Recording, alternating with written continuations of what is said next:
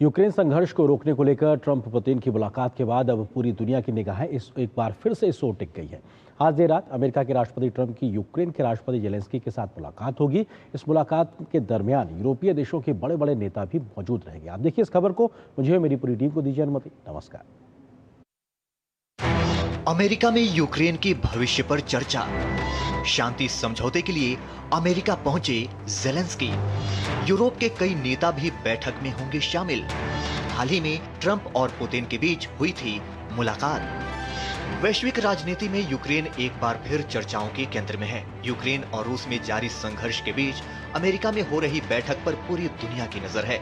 दरअसल अमेरिका में यूक्रेन की भविष्य को लेकर एक वार्ता होने वाली है। इस वार्ता में शामिल होने के लिए यूक्रेनी राष्ट्रपति जेलेंस्की अमेरिका पहुंच चुके हैं, जहां वे राष्ट्रपति डोनाल्ड ट्रंप से मुलाकात करेंगे। हालांकि इस बार की बैठक में जेलेंस्की के साथ कई यूरोपीय नेता भी शामिल हो रहे हैं। यूरोप के तमाम नेता इस बैठक के जरिए ट्रंप को ये संदेश देना चाहते हैं कि वे मुश्किल समय में यूक्रेन के साथ खड़े हैं। अलास्का में रूस के राष्ट्रपति पुतिन और अमेरिकी राष्ट्रपति ट्रंप के बीच हुई बैठक के बाद से ही यूक्रेन की स्थिति को लेकर चर्चाएं तेज हो गई हैं। वैसे तो ये बैठक पुतिन और ट्रंप की उम्मीद के मुताबिक ही रही, क्योंकि इस बैठक में न तो संघर्ष विराम का ऐलान हुआ, न कोई प्रतिबंध लगा और न ही कोई बड़ी घोषणा हुई। हालांकि इस बैठक के बाद तमाम यूरोपीय देश सतर्कता जरूर बरत रहे हैं। ट्रंप के साथ मुलाकात में British PM Keir Starmer, France के राष्ट्रपति मैक्रों, जर्मनी के चांसलर मर्ज और अन्य नेताओं की मौजूदगी से स्पष्ट है कि यूक्रेन को लेकर यूरोपीय देश एक तरफा समझौते के मूड में बिल्कुल भी नहीं है।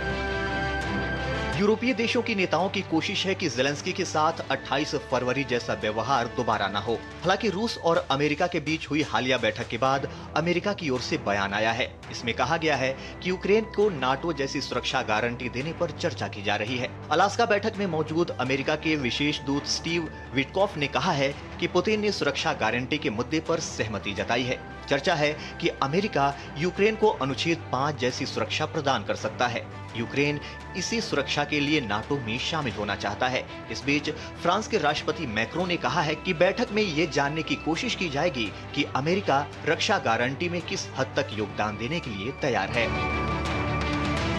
जेलेंस्की और यूरोपीय नेताओं से मुलाकात के पहले ट्रंप ने सोशल मीडिया प्लेटफॉर्म ट्रूथ पर लिखा है कि जेलेंस्की चाहें तो युद्ध लगभग तुरंत खत्म कर सकते हैं। साथ ही उन्होंने ये भी संकेत दिया कि यूक्रेन को क्रीमिया पर फिर से नियंत्रण हासिल करने का विचार छोड़ देना चाहिए और नाटो में शामिल होने की मांग को भी त्याग देना चाहिए। उन्होंने लिखा, ओबामा के समय में दिए गए क्रीमिया को वापस नहीं लिया जा सकता। दरअसल युद्ध खत्म करने के बदले में पुतिन यूक्रेन के पूर्वी डोनबास का इलाका चाहते हैं। यूरोप पुतिन की इस मांग को स्वीकार करने को तैयार नहीं है। यूरोप चाहता है कि प्रभावित क्षेत्रों में जल्द से जल्द संघर्ष विराम लागू किया जाए। Bureau report, TD news.